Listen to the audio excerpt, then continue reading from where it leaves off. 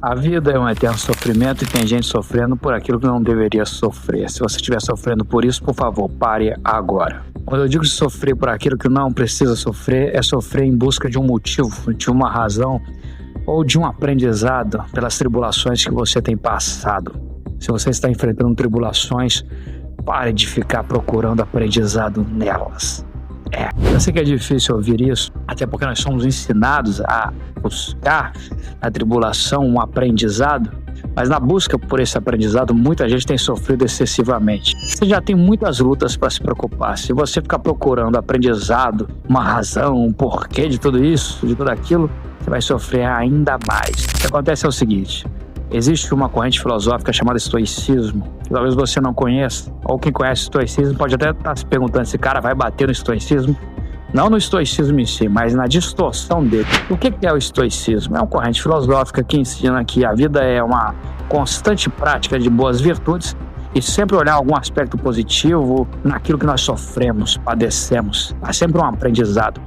Você é estoico se você for um cristão, e 83% da população brasileira é cristã, então é bem provável que você seja um estoico e nem sequer saiba disso, ou está descobrindo agora o estoicismo, mas você conhece esses valores porque são pregados nas igrejas, sejam elas evangélicas ou católicas, e muitas vezes distorcidos. Por que eu digo que são distorcidos?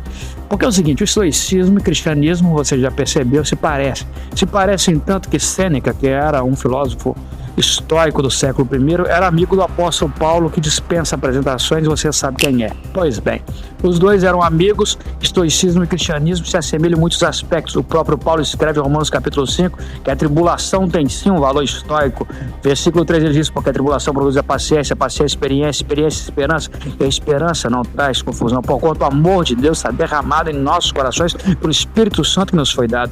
Então há sim tribulações que nós crescemos, que nós aprendemos, que nós nos tornamos seres humanos melhores. Há tribulações que acontecem isso, porém nem todas têm um aprendizado. Algumas delas são testes de resistência.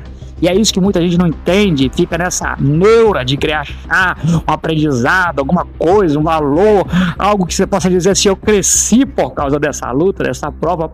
Para com isso, porque mesmo Paulo tomou uma peia, uma coça na cidade de Derbe, lá em Atos capítulo 14, e quando ele voltou para Antioquia e os irmãos viram ele, ficaram assustados. Aí no versículo de número 22 ele fala o seguinte: são por muitas tribulações que nos importa entrarmos no reino de Deus. Então existem tribulações que são simplesmente para nos habilitar para o reino de Deus, só para isso.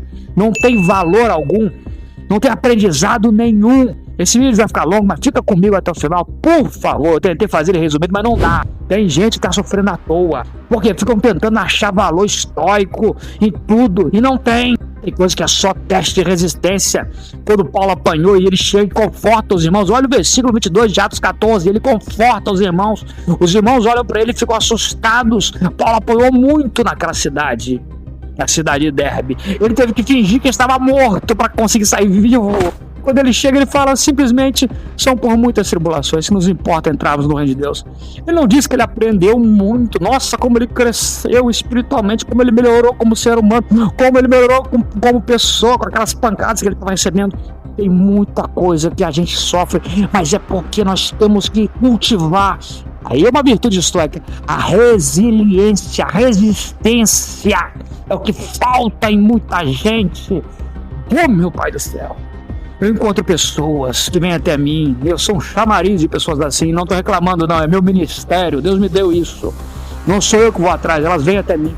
Pessoas que ficam tentando achar um aprendizado em tudo. Para com isso. Tem coisas que você mata no peito, situações que não deram certo, que você nunca vai descobrir o porquê que elas não deram certo, e você tem que matar no peito e seguir em frente, continuar rumo ao alvo que é Cristo.